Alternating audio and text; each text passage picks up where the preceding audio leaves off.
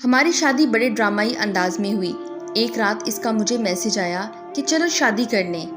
یہ بات میرے لیے تشویشناک تھی، کیونکہ ایک سیٹل لائف کے بغیر شادی کرنا ہمارے خود ساختہ اصولوں کے خلاف تھا۔ ہم ایک دوسرے کو عرصے سے جانتے تھے، ایک شہر، ایک محلہ اور پھر ایک اسکول۔ ہماری پسند ٹین ایج میں ہی محبت میں تبدیل ہو چکی تھی۔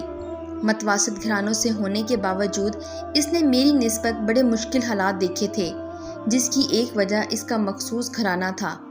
وہ مالی طور پر بھی وہ بہت مستحکم نہیں تھے، اسی باعث اس نے ہمیشہ ایک سیٹلڈ لائف پارٹنر کی خواہش کی تھی۔ شاید اس کے لیے یہی ایک رائے فرار بچی تھی۔ میں ابھی حال میں ہی گریجویٹ ہوا تھا اور ہر پاکستانی نوجوان کی طرح ڈگری حاصل کرنے کے بعد یہ سوچ رہا تھا کہ اب کمانے کے لیے کیا کرنا ہے۔ اس دن اس کے گھر میں معمول کے مطابق ہونے والی لڑائی کچھ مختلف تھی۔ جب اس کا مجھے میسج آیا تو میرے طوطے اڑ چکے تھے۔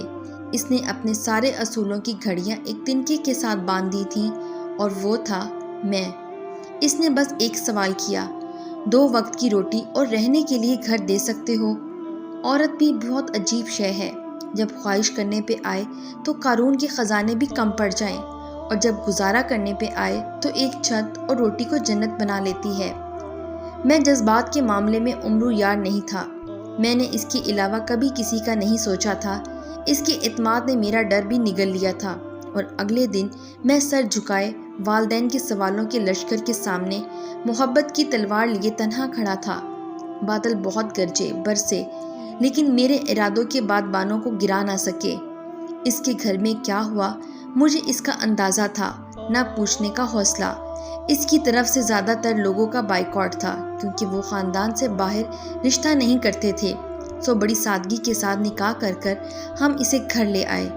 میرا کمرہ چھوٹا تھا، سو والدین کے کمرے کو ہمارے لیے خالی کر دیا گیا۔ جہیز میں اس کے پاس 2 ٹیچی کیس تھے، جو شاید اس کی ماں نے اپنے والے ٹیچی خالی کر کے اسے دیے تھے۔ ایک میں کچھ کپڑے تھے جن میں زیادہ تر پرانے تھے، دوسرے میں کتابیں اور میرے دیے ہوئے کچھ تحفے، جو مجھے بھی بھول چکے تھے لیکن اس نے سنبھال کر رکھے تھے۔ شادی کی پہلی رات ہم ایک دوسرے کو دیکھ کر بڑی دیر تک ہنستے رہے کہ یہ ہم نے کیا کر دیا ہے، لیکن ان کہکوں کے پیچھے کی فکریں ہم دونوں کے چہرے سے عیاں تھیں۔ شادی چونکہ جلد بازی اور خاندان والوں کی ناراضگی میں ہوئی تھی، سو منہ دکھائی کے پیسے میرے پاس نہیں تھے۔ ایک دوست سے ادھار پکڑ کے سونے کی ایک ہلکی سی انگوٹھی اسے دی، جسے اس نے یہ کہہ کر واپس کر دیا، میں تمہارے حالات سے واقف ہوں، جن حالات میں شادی ہوئی ہے اس سے بھی واقف ہوں، سو جب خود لا سکو تو اب دے دینا۔ میں نے تھوڑا شرمندہ ہوتے ہوئے پوچھا کہ اچھا بتاؤ، تمہاری سب سے بڑی خواہش کیا ہے؟ میں کسی دن وہ ضرور پوری کروں گا۔ اس نے کچھ تامل کے بعد کہا کہ زندگی میں 2 ہی خواہشات کے لیے خدا کے سامنے گڑ گڑائی ہوں، ایک اپنا گھر ہو، چاہے بہت چھوٹا سا ہو لیکن اپنا ہو، اور دوسرا میرے سامنے ہے۔ ہم دونوں ایک دوسرے کا منہ دیکھا اور مسکرانے لگے۔ پسند کی شادی پہ عورت پہلے اپنے گھر والوں سے سنتی ہے، بعد میں سسرال سے۔ وہ ساری کشتیاں جلا کے آئی ہوتی ہے، سو اس نے زبان سی لی۔ اب اگلی ذمہ داری میری تھی۔ ایک دوست کی توسط سے لاہور ایک کال سینٹر میں جاب مل گئی، لیکن میں کبھی اپنے شہر سے نکلا نہیں تھا، سو ایک انجان شہر میں جانے کے لیے مجھے تھوڑا سرمایہ درکار تھا۔ ابو سے مجھے 10,000 ملے، اگلے ہفتے کی ٹکٹ تھی۔ رات کو میں حسابوں میں مصروف تھا تو وہ میرے پاس آئی۔ اس نے اپنے زور سے بند مٹھی کھولی اور میرے سامنے کر دی۔ میں نے کہا، تم فکر نہ کرو، میرے پاس پیسے ہیں، یہ تم اپنے پاس۔ یار مجھ سے جھوٹ نہ بولا کرو، مجھے پتا ہے نہیں ہے۔ میں خاموش ہو گیا، کیونکہ پیسوں کی ضرورت مجھے تھی۔ وہ میرے پاس بیٹھ گئی اور کسی ماسٹر پلانر کی طرح مجھے سمجھانے لگی۔ میں نے ایک پلان سوچا ہے۔ کیا؟ تمہاری گندم گاؤں سے آتی ہے نا؟ ہاں۔ تم ایسا کرو، ان پیسوں کی گندم لے لو، گھر کے لیے بھی لینی ہے، گاؤں سے تمہیں سستی مل جائے گی۔ میری ایک دوست ہے، اس سے بات کی ہے میں نے، اس کو ضرورت ہے، تم یہاں سے اٹھا کے وہاں دے دینا، کچھ پیسے بچ جائیں گے۔ وہ بڑی ایکسائٹمنٹ سے مجھے ایک بزنس پلان سمجھا رہی تھی۔ میں اس کی معصومیت میں مسکرایا، لیکن پلان برا نہیں تھا۔ پلان کامیاب رہا۔ یہ پلان ہم نے گھر والوں سے مخفی رہا۔ پیسے لے کے جب میں گھر آیا تو رات کو ہم چھوٹے بچوں کی طرح پیسے گن رہے تھے، جیسے بچے غلہ توڑنے کے بعد گنتے ہیں۔ حتیٰ کہ ان کو پورا حساب ہوتا ہے۔ ہمیں فی منتھ 350 روپے کے حساب سے 6300 منافع ہوا۔ یہ ہمارا پہلا کامیاب بزنس تھا۔ 2000 میں نے اس کے منع کرنے کے باوجود اس کے ہاتھ پہ رکھا کیونکہ اصولی طور پہ یہ اس کی کمائی تھی۔ اگلے ہفتے میں اسے چھوڑ کر لاہور نکل گیا۔ لاہور میرے لیے انجان تھا۔ کچھ دن دوست کے گھر رہا۔ بعد میں جب اپنی رہائش ڈھونڈنی پڑی تو دال روٹی کا بھاؤ پتہ چلنے لگا۔ رہائش اور ماہانہ خرچوں کا حساب لگایا تو یہ میری سوچ سے تھوڑا زیادہ تھا۔ پیچھے میری ایک منتظر بیوی بھی تھی اور ایک تنخواہ میں مجھے میرا گزارا ہوتا مشکل نظر آ رہا تھا۔ پتہ نہیں یہ اس کی محبت تھی یا احساس ذمہ داری۔ میں نے بھی تہیہ کیا کہ کچھ نہ کچھ تو کروں گا ہی۔ اس نے اگر میرے بھروسے سب چھوڑا ہے تو اس کا بھروسہ نہیں ٹوٹنے دے سکتا۔ میں نے اپنے کال سینٹر کے قریب کام ڈھونڈنا شروع کیا۔ اتفاق سے وہاں ایک ریسٹورانٹ میں مجھے نوکری مل گئی۔ اب یہ تھا کہ صبح 7 سے شام 5 میں کال سینٹر میں تھا۔ وہاں سے آ کے سو جاتا تھا اور رات 12 سے صبح 6 نائٹ شفٹ پہ ریسٹورانٹ۔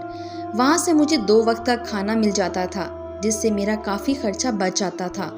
کال سینٹر کی تنخواہ 15,000 تھی جو کمیشن ملا کر 25-26 بن جاتا تھا اور ریسٹورانٹ والے مجھے 8,000 دیتے تھے۔ اس اضافی کام کا میں نے گھر نہیں بتایا تھا ورنہ میری بیوی مجھے کبھی یہ نہ کرنے دیتی۔ مہینے بعد گھر گیا تو 12,000 اس کے ہاتھ میں رکھ دیے۔ اس نے چمکتی آنکھوں کے ساتھ 3 دفعہ گنتی کی، پھر انہیں 2 دفعہ چوما اور نمناک آنکھوں کے ساتھ اپنے اٹیچی کیس میں اپنا حق سمجھ کے رکھ لیے۔ اس کی وہ خوشی میرے لیے کائنات کی سب سے محبوب شے تھی۔ میں اسے اپنے ساتھ لے جانا چاہتا تھا لیکن میرے وہاں کے حالات اس چیز کی اجازت نہیں دیتے تھے۔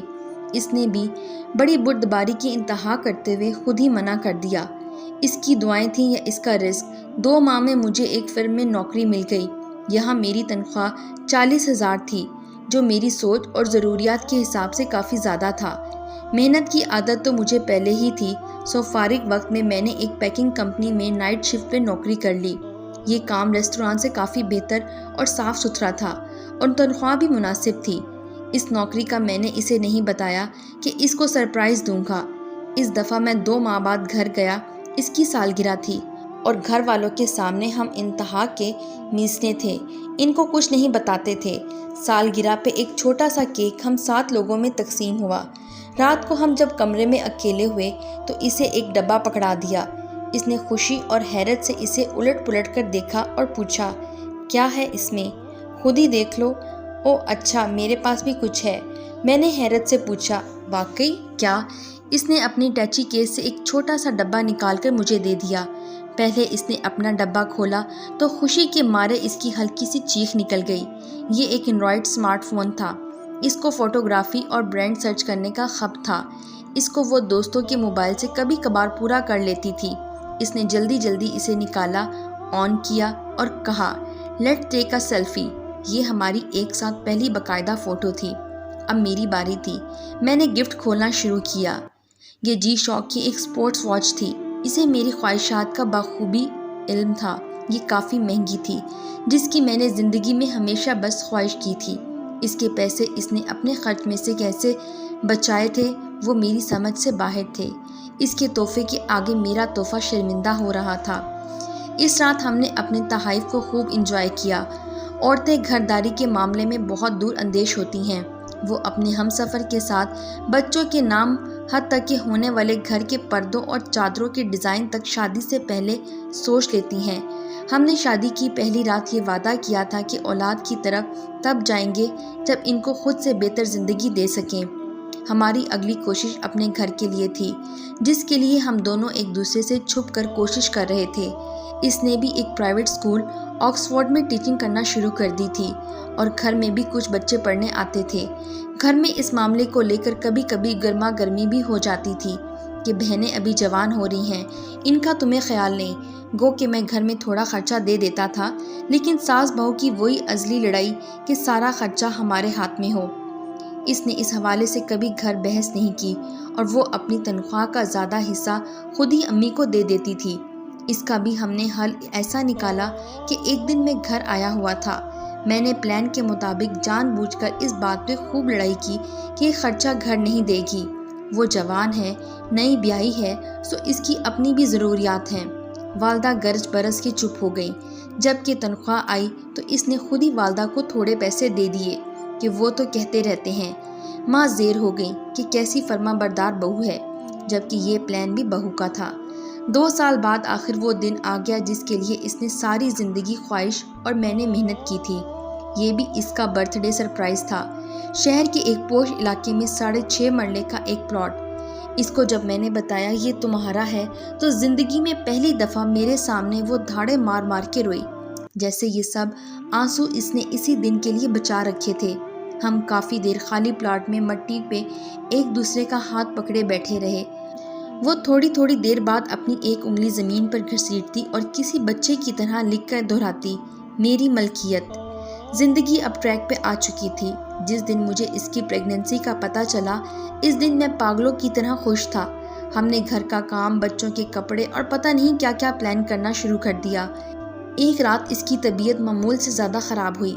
میں اپنی زندگی میں سارا کو لے کر کبھی نہیں ڈرا، اس وقت بھی نہیں جب پورے خاندان کے سامنے اکیلا کھڑا تھا، لیکن زندگی میں پہلی دفعہ اس کی اس حالت نے میری روح نچوڑ کر رکھ دی۔ میں اسے لے کے ہسپتال بھاگا۔ میری حالت یہ تھی کہ شرٹ پہنی تھی جس کے بٹن بند نہیں تھے، اور میں ننگے پیر ہسپتال میں اس کو اٹھا کے بھاگ رہا تھا۔ اس کی حالت خراب تھی۔ ڈاکٹروں نے ایک زندگی بچانے کا آپشن دیا تھا، جس کا جواب واضح تھا۔ میں وارڈ کے باہر فرش پہ گھٹنوں کے بل بیٹھا اللہ تعالیٰ سے اس کی زندگی کی بھیک مانگ رہا تھا، لیکن خدا کو کچھ اور منظور تھا۔ اس نے ان کے لیے بہتر گھر چن رکھا تھا۔ وہ ایک بیٹی کا تحفہ دے کر مجھے دغا دے گئی۔ اس کا تحفہ ہمیشہ کی طرح میرے سارے تحائف پہ بھاری تھا۔ میں نے اسی کے نام پر ہماری بیٹی کا نام رکھا۔ آج بھی میں اپنی بیٹی کو جب اس پوش علاقے میں ایک خوبصورت پلاٹ کے پاس اس کی ماں سے ملوانے لے جاتا ہوں تو وہ مجھ سے اکثر پوچھتی ہے کہ بابا، ماما یہاں سب سے الگ کیوں رہتی ہیں؟ میں اسے ہمیشہ ٹال دیتا ہوں۔ میں اسے کس طرح بتاؤں کہ یہ اسی کا گھر ہے، یہ اسی کی ملکیت ہے، جس پر اس کے علاوہ کسی کا حق نہیں۔